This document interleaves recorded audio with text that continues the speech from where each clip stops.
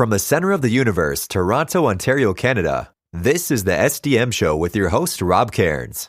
The SDM Show focuses on business, life, productivity, digital marketing, WordPress, and more.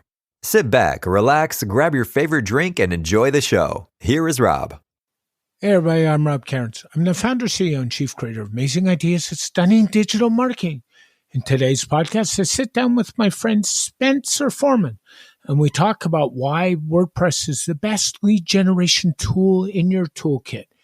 Sit back, relax, and enjoy the amazing conversation that Spencer and I had. This episode of the SDM Show is sponsored by Stunning Digital Marketing, the agency to handle all your WordPress website security needs. Go on over to stunningdigitalmarketing.com and find out how we can help you secure your website so you no longer have an issue with backups, being hacked, or your website being compromised. That's stunningdigitalmarketing.com.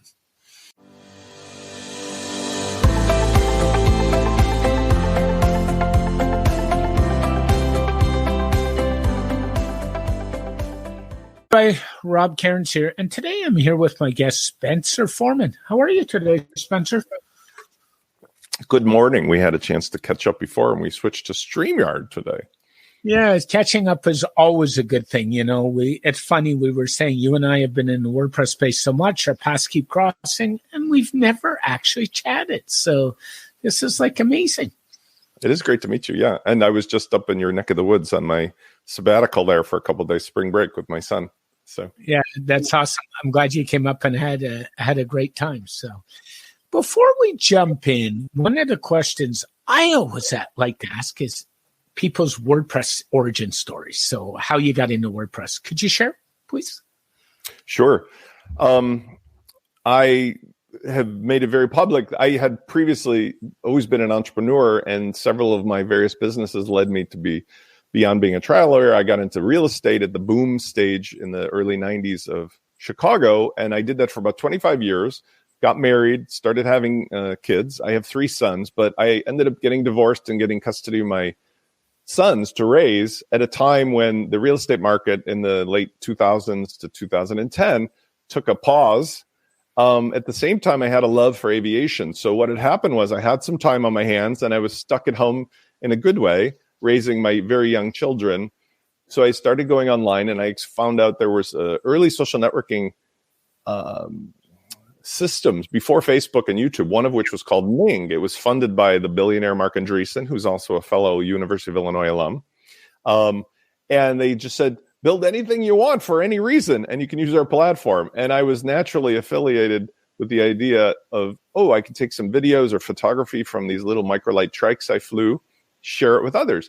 And I did it. And along the way, I met a Google engineer who was also interested in that stuff. And he said, I'd like to work with you and build something about this site. And one thing led to another.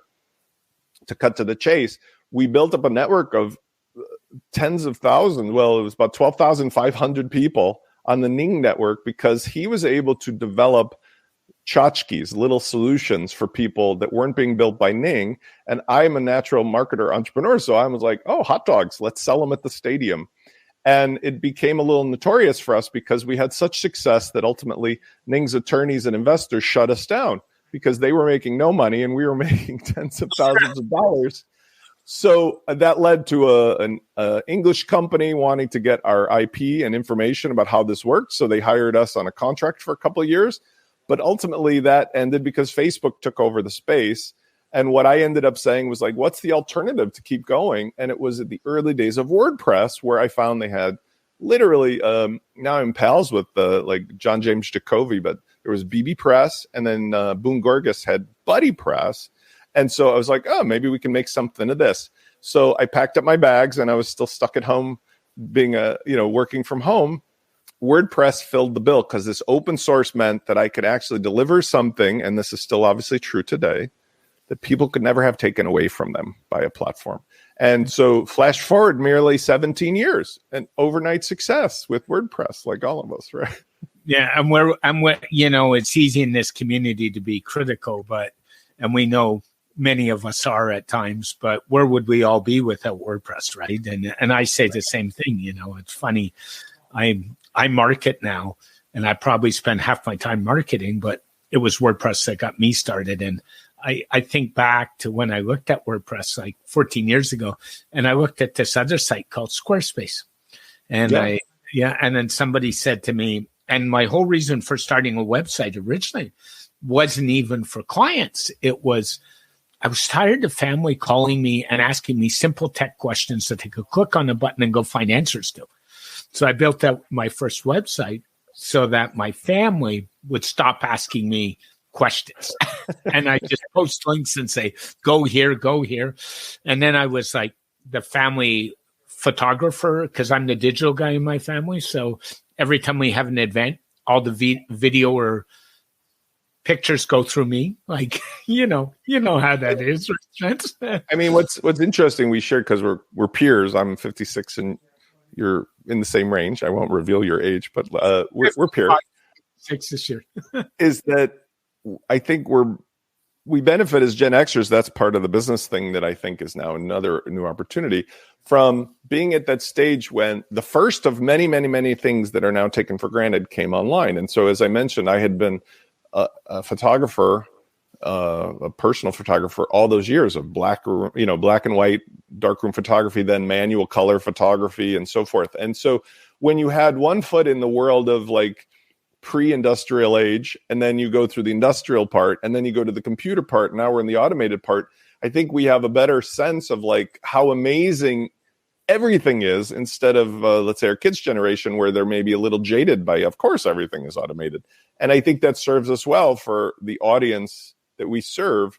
WordPress, for all of the hiccups and the sidetracking that we've had to do to get where we're at, it's really incredible when you compare it to, for example, imagine it was 1995 and Microsoft Windows was open source. Like, what might have been, versus it being commercialized, where the desktop had 8,000 icons being, like a flea market.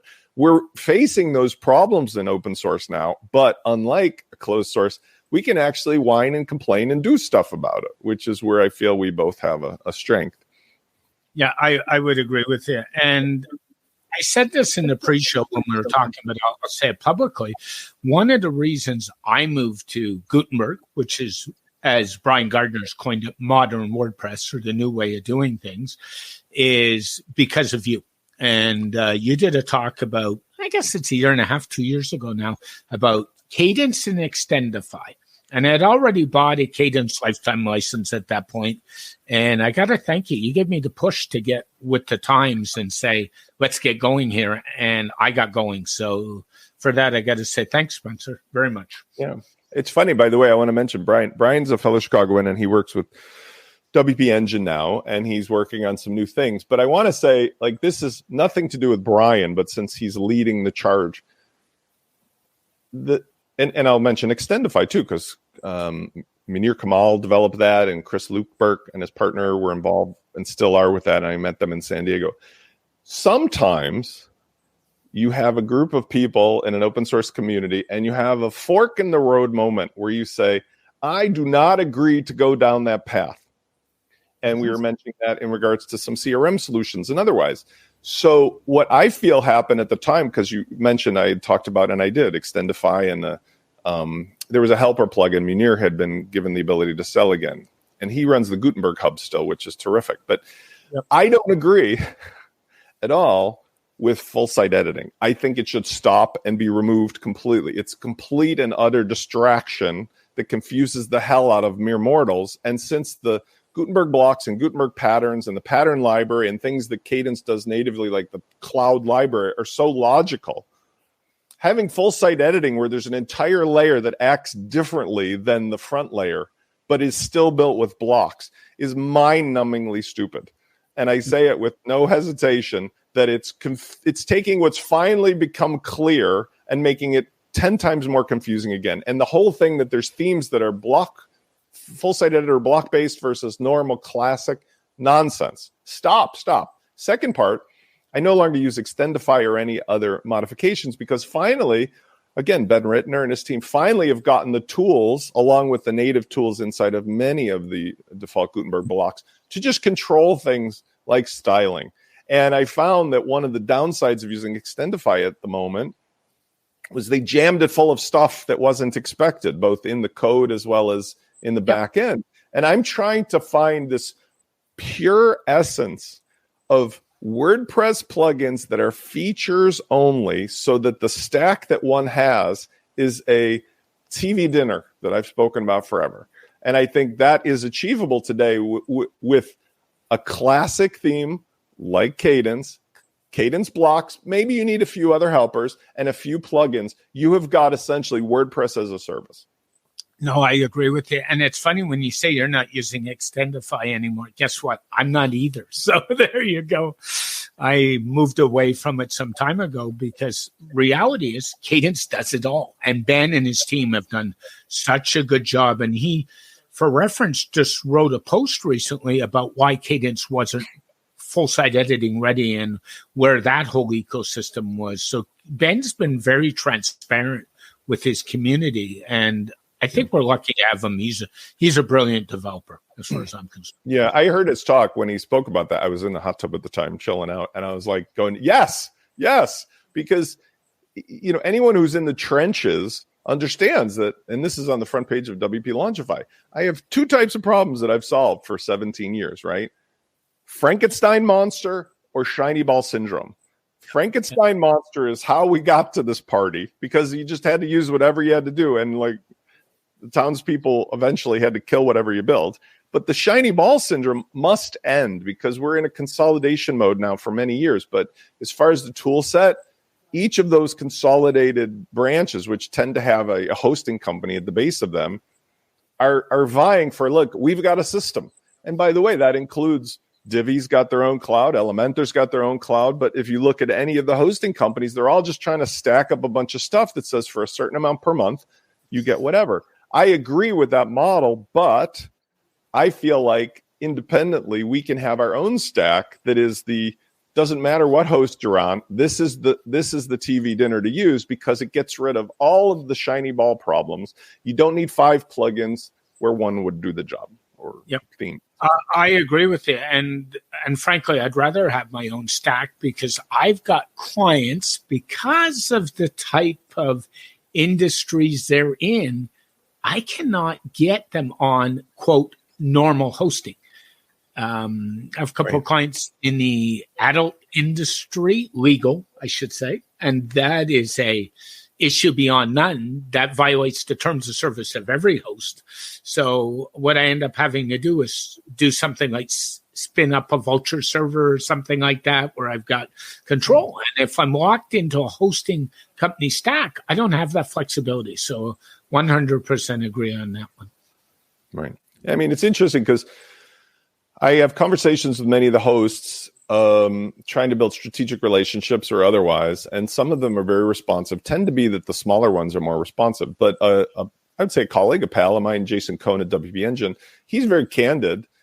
I've been outspoken and said, stop cashing the hell out of all the customers, because you're selling something that isn't legitimately what it's supposed to be. It's something from 10 years ago, or actually 2010 when I first met him, that was needed to manage the WordPress hosting back when everybody was on, at best, WHM or cPanel. But now you're just treating everybody like kids on a school bus, and you won't let them have dynamic websites with custom checkout or sales pages unless they beg you to uncache them.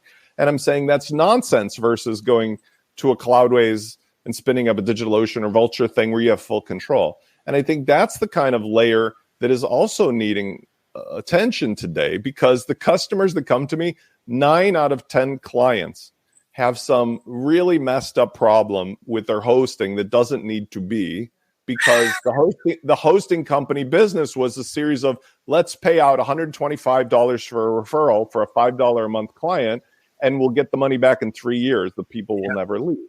Yeah. But I'm laughing at you, Spencer, because I just spent the morning before going to this record of moving somebody who is having problems with a host. I won't name who it is because I'm going to be a nice guy today, but and moving them to a Vulture server to get them out of there. So, because the performance was just dying. And what we got to do as hosts is, hey guys, stop selling these stupid $2 and $3 plans. Please, please, please just stop, because you're brainwashing these businesses saying, oh, I can host a website for $30 a year. No, you can't. Like, don't do that to us. Yeah. I mean, considering the cost of everything else, yeah, there was an old joke about it, but it's incredible. It's amazing. But the people still have this penny wise, dollar foolish problem where they think, I'm running a business. And I said, what are you selling? Oh, my thing is $150 a month. And they have clients. And then they get somehow conditioned into thinking that hosting that's more than $6 a month is expensive. I'm like, you should be spending $50 a month minimum on your hosting. Yeah. Just full stop.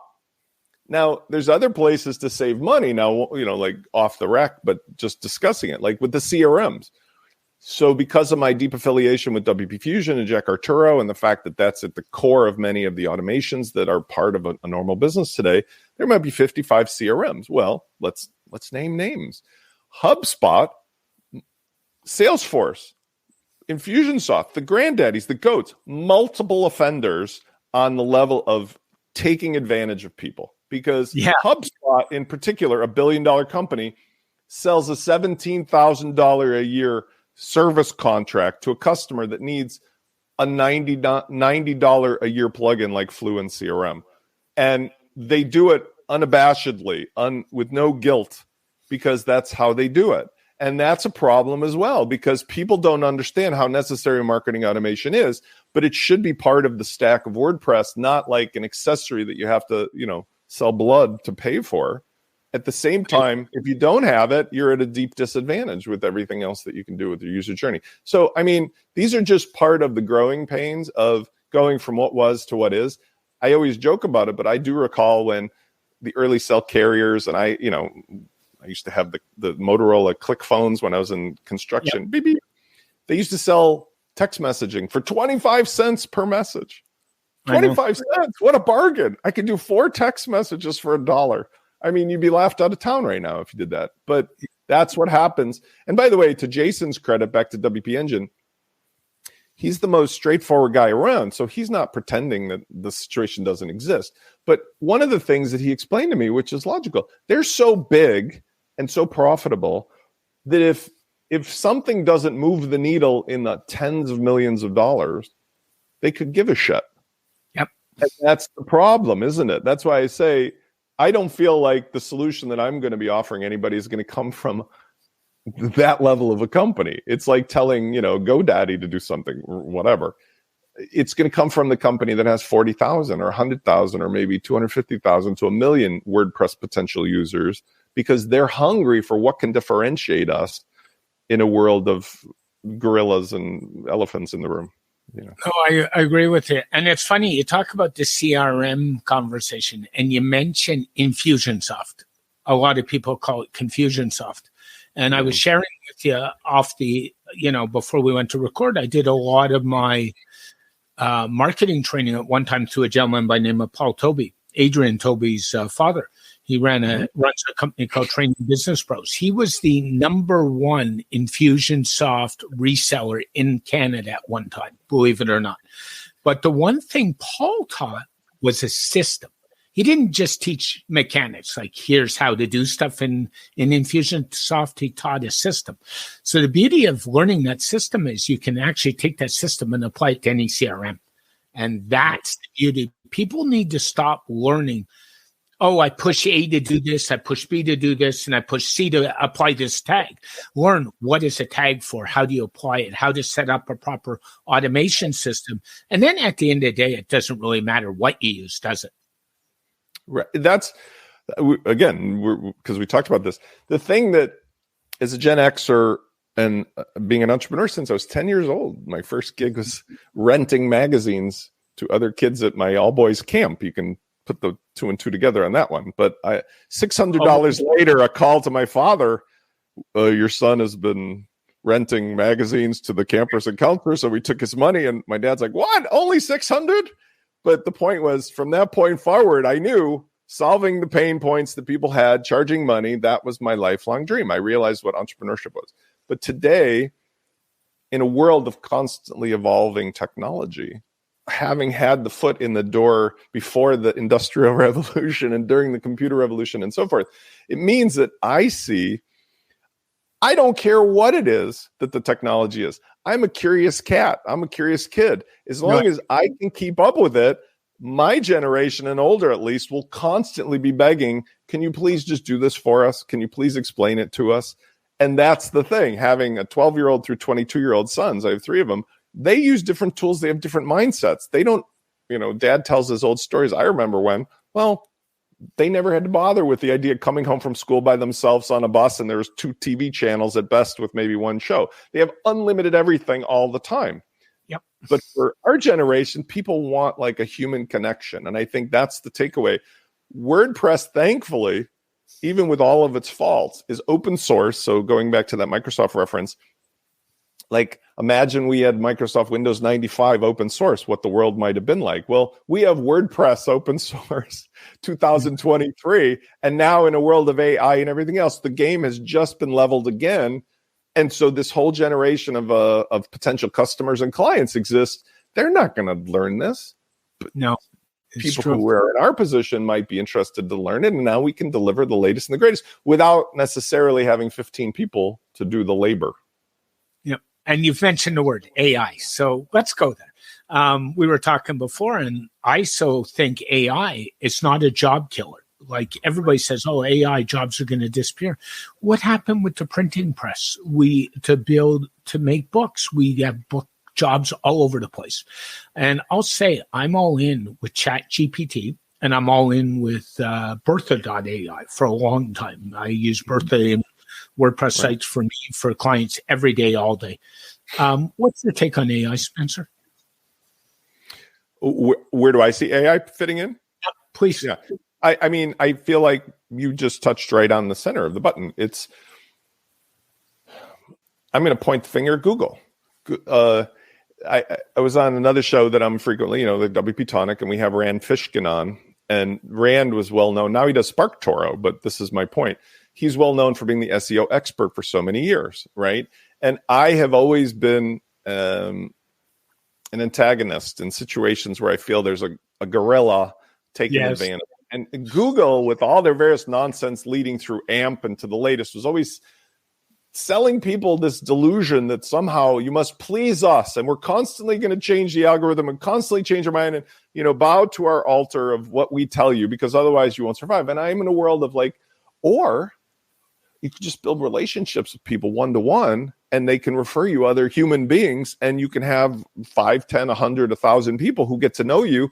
And then you never have to worry about that ever again, right? It's a different business. So now that AI has shaken that up, the takeaway is that entire middleware layer of doing everything to please Google for SEO, or doing everything to build a website to please them, it's irrelevant, because those of us who've been playing with AI realize, holy crap, I can get the immediate information I need, both for my purpose for building, but also to deliver to my clients. And my clients can get it directly from this thing that's going to speak to them, instead of them having to go through a page that is like a sandwich with ads at the top, ads at the bottom, ads on the side, 3 little gamed things in the middle. And by the way, I promised never to say the name, but that brings up good actors, bad actors, and WordPress consolidating. There's certain people that I would like to say are acting as bad actors, and they have taken advantage of the goodwill of everyone else. I was in Canada, and I mentioned how amazing it is. They're so polite. The number one thing besides hockey people respect is the queue. You gotta respect the line. Well, in WordPress, there's one company that runs the Willy Wonka Chocolate Factory that essentially takes advantage of SEO and Black Hat and gaming the system, as well as relationships in WordPress. And I find it very disturbing to me, to the point where I have to keep mentioning it, because everybody knows it, everybody says it, but the person in charge of it acts as if he's not doing it, or that it's not happening. And I feel that that's such a bad thing to happen in an open source community, because we're sort of all on a raft. So what AI is going to do is going to make a lot of this irrelevant. Because when people need the thing they need, they don't care what it's made from. They just want the solution, right? Like, I'm hungry. I want a sandwich. I don't care where you buy the bread and the meat and the cheese. As long as it tastes good, that's what I want. So if you can find your customers, if you can deliver solutions, and you can do it without hiring 20 people or using 20 different plugins from various companies that are pumping their SEO, awesome.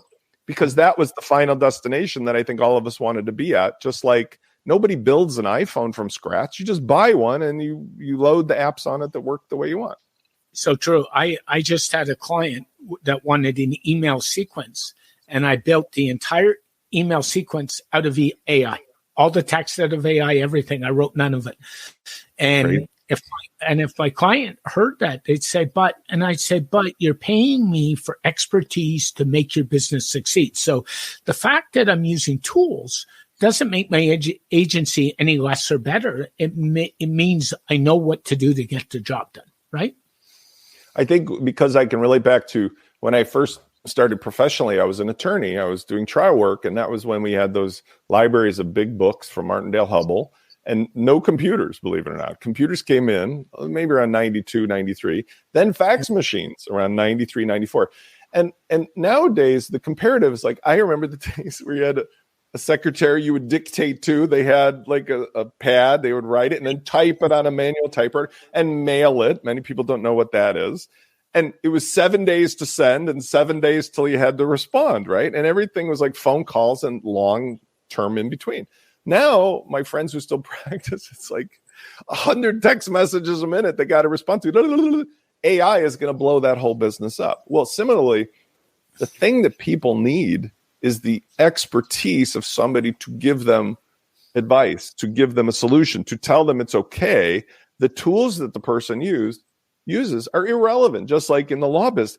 Is an attorney better today because they have a computer that gives them an answer or because they looked it up in a book? No, but there are some parts of being a lawyer that are going to be now commoditized that anybody can type in AI. I'm getting I have a dispute over my automobile with my blankety blank. What's the solution? And the computer can talk to you like a lawyer. Yeah. In fact, I play in a dad's band, and one of my friends, the two of these guys are also lawyers, he sells insurance to people, but he's an attorney, and he was disbelieving because he's been living in a vacuum, didn't know what AI was. So we had our practice. I showed him on the screen. I said, this is coming for you, dude.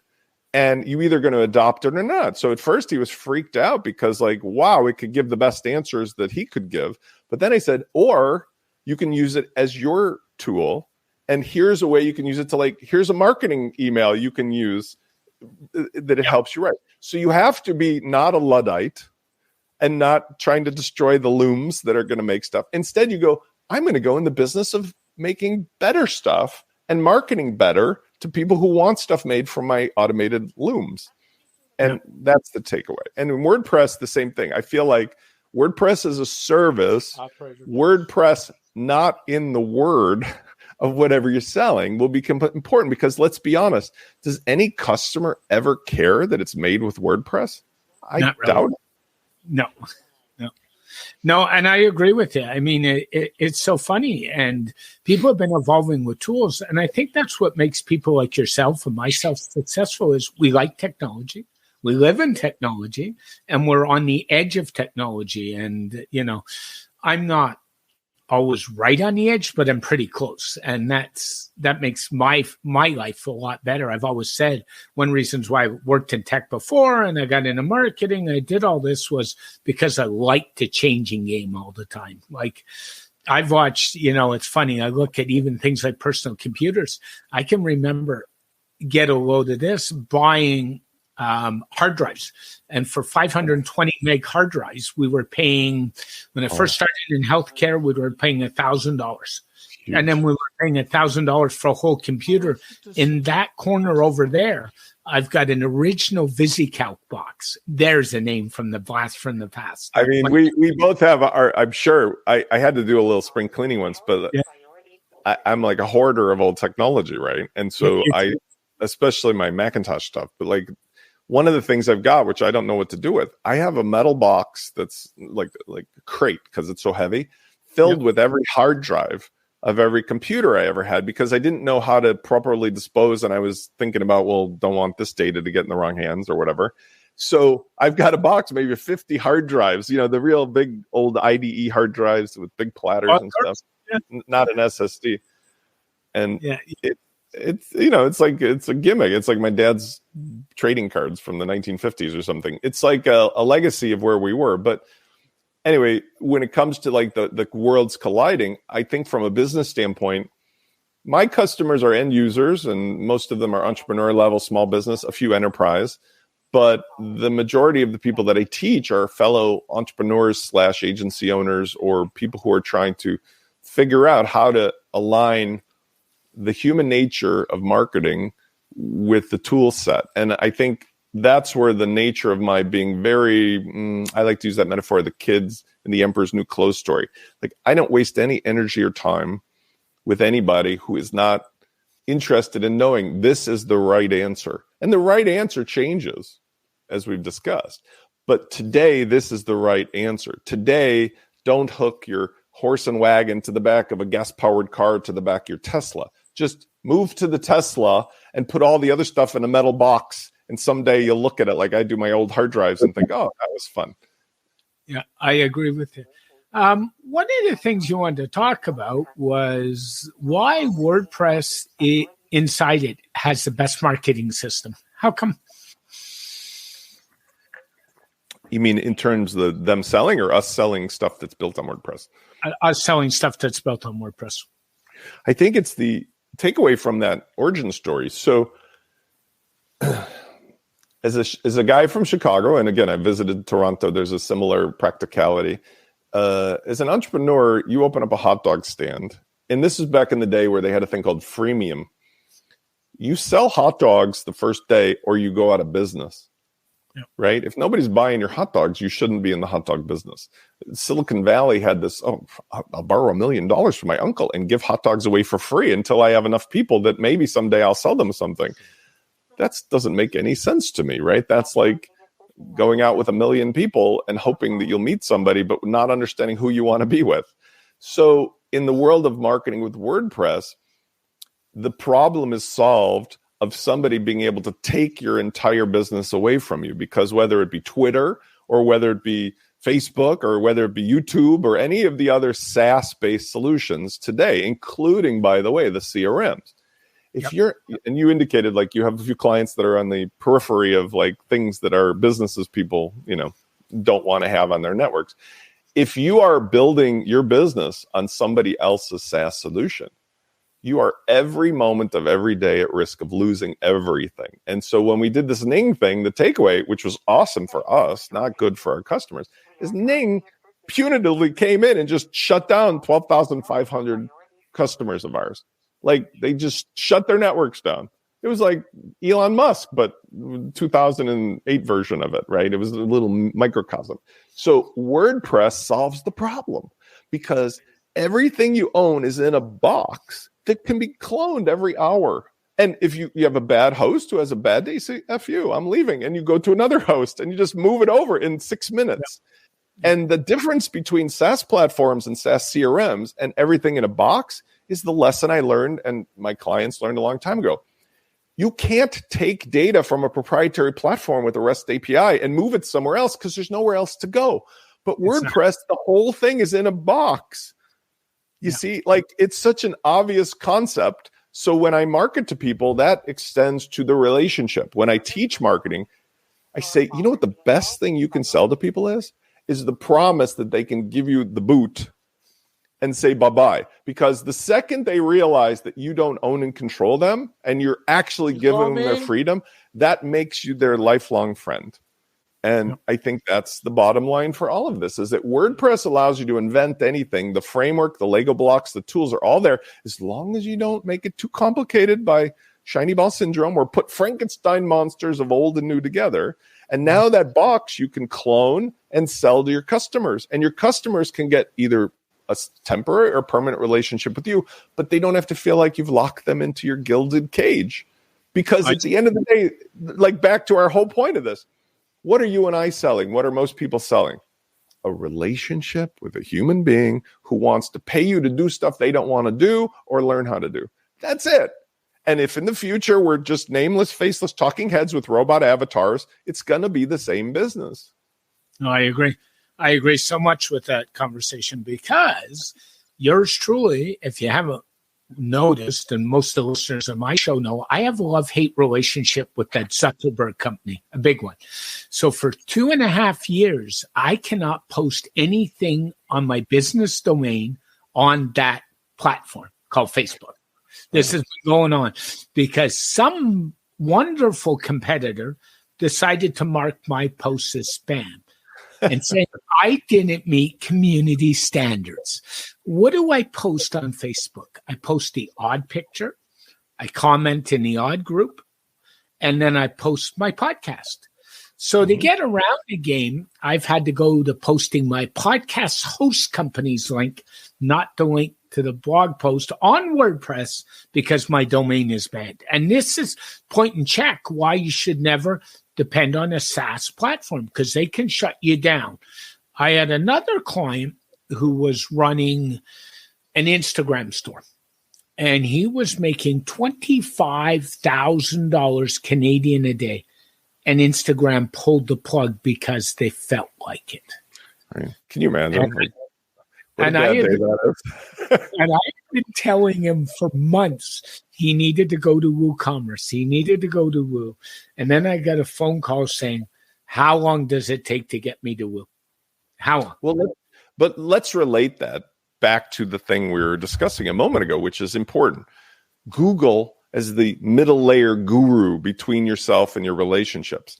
You see, the AI and the other search tools, it might be Bing, it might be something else. The point is there'll be all these independent things talking to each other. Let's not kid ourselves.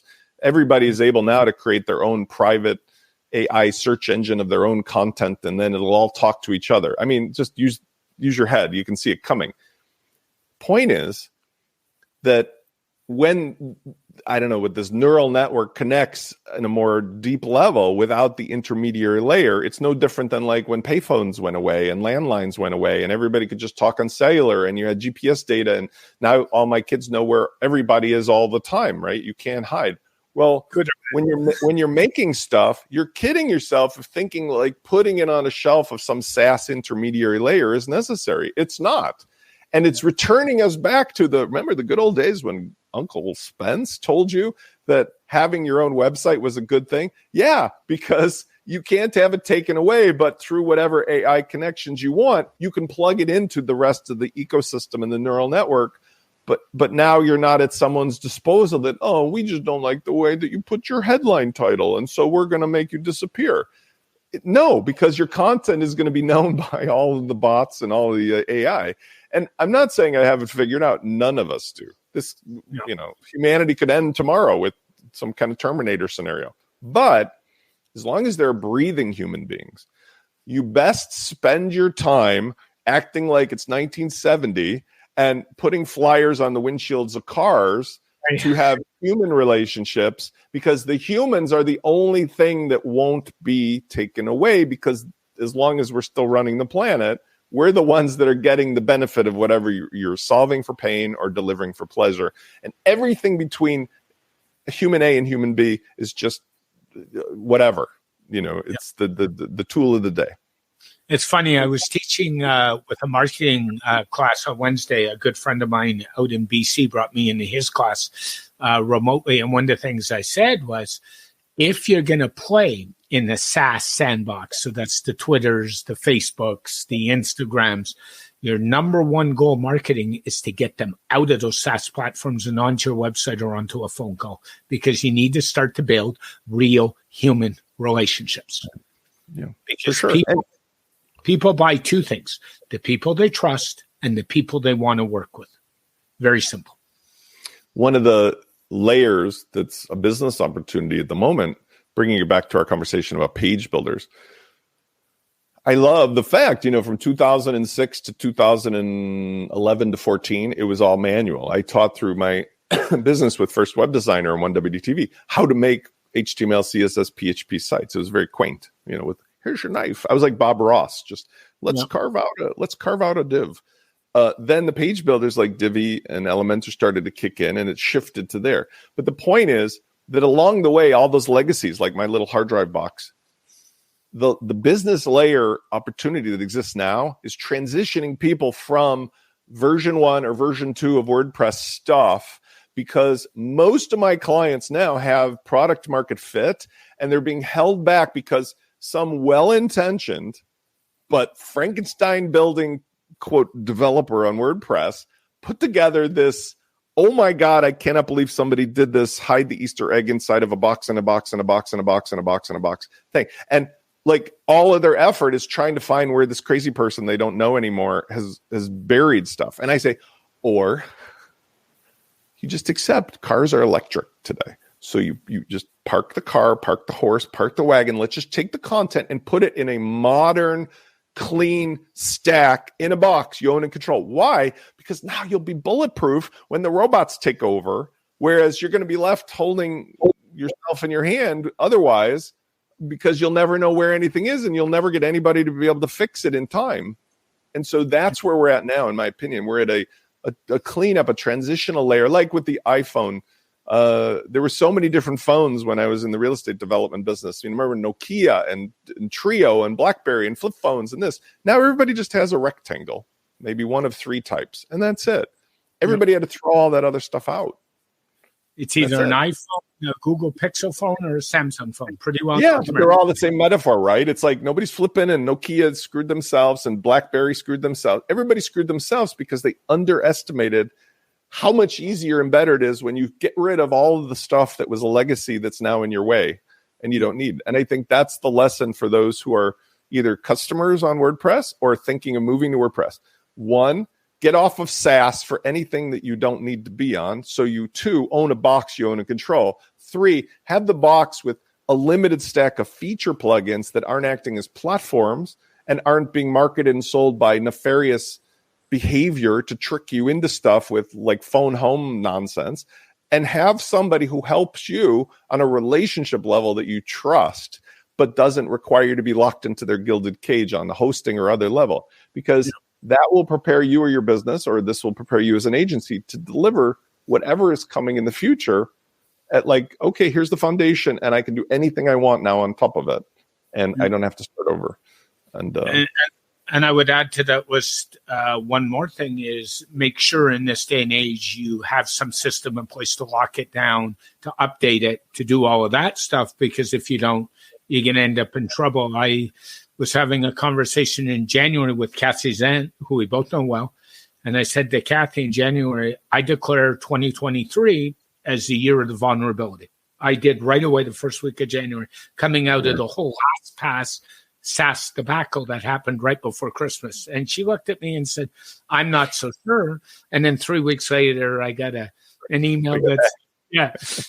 And we all know every day we turn around, it's somebody else. It's Motorola one day, it's a hospital in Canada the next day, it's the government the next day, and it goes on. And, you know, I always say to people, have you bothered to check that little restore button that you've got? And they're like, oh, no, it's there. And I said, no. Check it before you actually need to use it. That would be a good proactiveness, right? I mean, interestingly, the AI and the other things in addition to this other part. So imagine you got the old version of stuff that's built by somebody. You don't know where all your Easter eggs are hidden and buried and whatever. That leaves lots of nooks and crannies for bad behavior. But the bad behavior as of late relates also to your Facebook story. It's an impersonation strategy. So for example, on Facebook, you've got a regular person or a business who puts up obviously public facing data about themselves. What happens now is, because human beings don't bother reading the URL, haven't for a long time, somebody just comes along, takes all of your stuff and posts a new profile, a new business profile, but the URL is something just slightly different. It's a phishing scheme. And what they do is they now automate this. It just, the AI just generates all this stuff. So it's an endless stream of impersonation, in addition to the fact that they connect to phone numbers and things where there's an AI talking like a human being and asking questions. So our boomer level parents above, forget it. Like, they just need to check out and not even try to keep up with this. Our generation has enough experience to say we can offer common sense here, but everything below it, like, this is the first time they've been around this. Like, we've seen scams in the past when they were done at a more manual level, but this is going to take things to a different level. So if you're not prepared, and I agree with your premise, with the addition of tight security in a cleaned up modern framework that you own and control, because the restore button, absolutely. What you're saying is what I say. Have hourly backups. Why? Because while I was in Toronto, one of my customers on WP Engine actually got hacked through some other plugin, blah, blah, blah. And I said, you're hacked. I could see what's going on. It's redirecting. All that was necessary, roll it back an hour, call in Sakuri. They put on the filters and the flags to keep an eye out. And that's it. Because it's going to happen. It's not when, it's just if. And if you don't know what's involved and you're not running a site like a modern dynamic membership site where you have hourly backups and don't get me started on like whatever staging servers and staging sites used to be. That's such BS. You can't do a staging site with a dynamic membership site because all your members are changing every minute here. You have to just have one site that's constantly being backed up. Anyway. That's a segue. And you got to look at what the risk is. Some sites don't need hourly backups. It depends on what you're doing and how you're doing it. No question. Where do you see WordPress going down the road, Spencer? I anticipate this is the year because of the consolidation, and I'm trying to land my own plane in this. And it's funny because I just go, notorious for, I'm just an opportunist, but like the winds change and I fly in a different direction when I thought I was flying in one direction. It's consistent. WordPress as a service or WordPress as a solution is where it's going to be. There will be a time when nobody will know or care about WordPress as a Home Depot to go get stuff. It will just simply be, you get a stack of stuff that underneath it is basically open source, hopefully still, and it's just a flavor based upon who the relationship is that you started with, whether it's a hosting company or an agency or whatever. People are just going to essentially have a stack of stuff, like buying a phone. It doesn't matter anymore which platform you're on. They're essentially kind of the same, and you just need to use it for your business. And then there's going to be the necessary layer of both, you said, security, and you're going to have the necessary layer of marketing automation, because leaving that out is nonsense in today's world.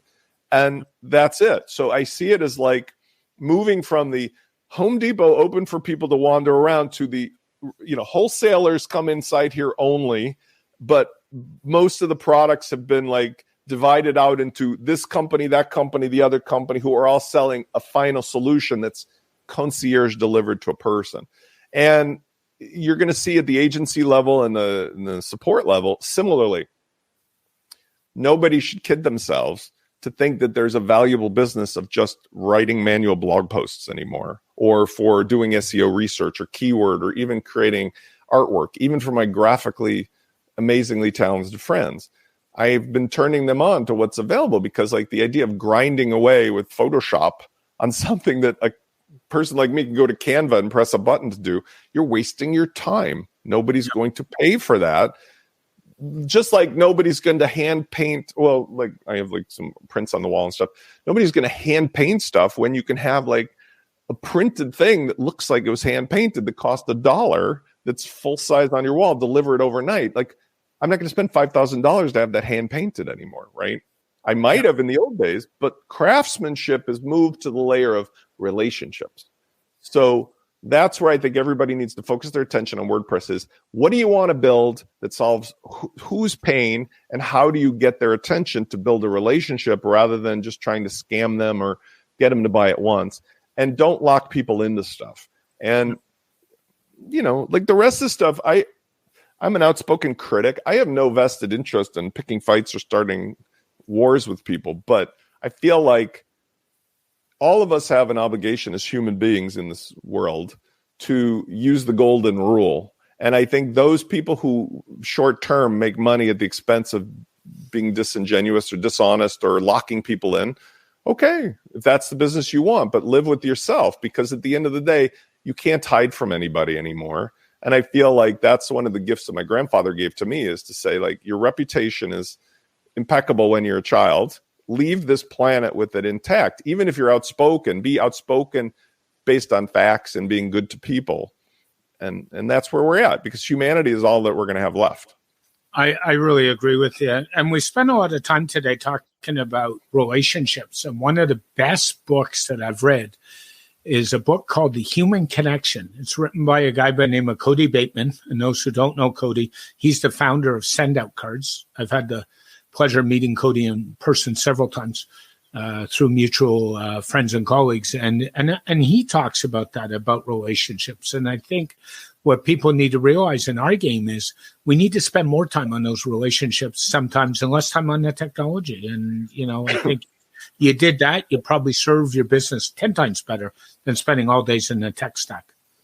Yeah, agreed. I mean, at the end of the day, we'll see where it goes. But I think this is the year that the coin flips, because I'm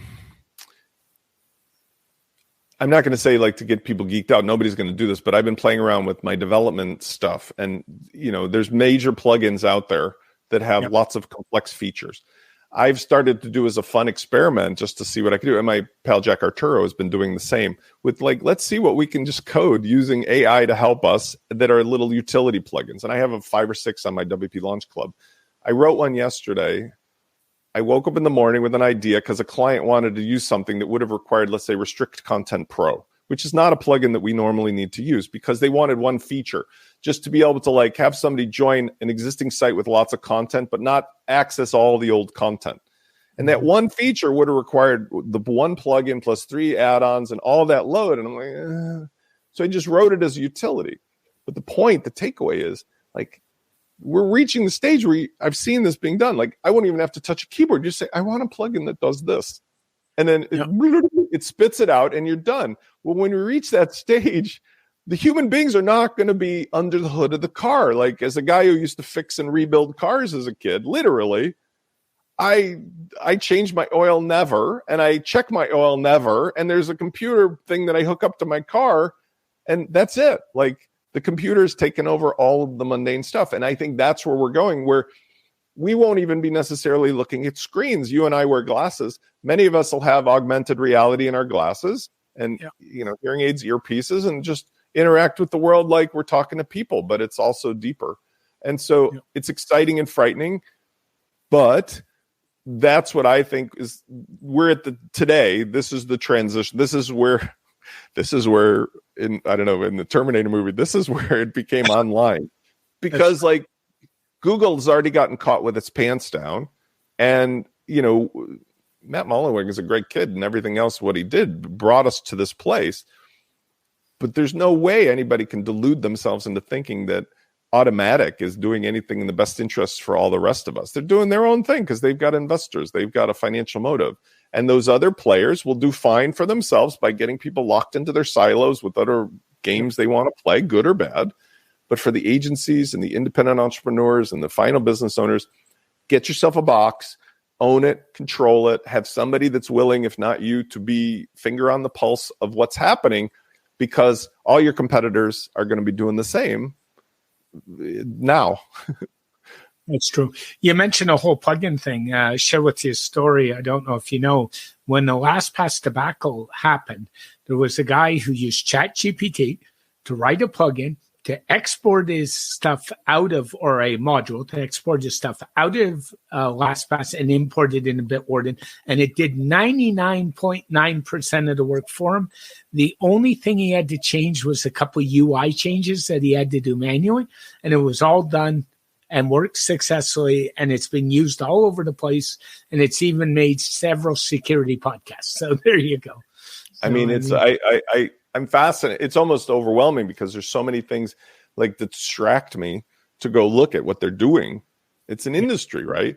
But we've also seen a trend, and I just have a couple minutes left, but I'm going to have to hard stop, is that we've seen a trend with lots of people on LinkedIn or Facebook or Twitter, aside from all the noise, who are talking the business of relationships, right? So, building an audience, building a relationship business is not relying upon SEO. It's not relying on an army of people. It's having some very simple, very small focal point that you can solve for people, whether it's 1, 5, 10, 100, a couple hundred. That's often all that you need, because that's what it's about. It's like, how many friends do you need in your social circle to be satisfied? Not a lot.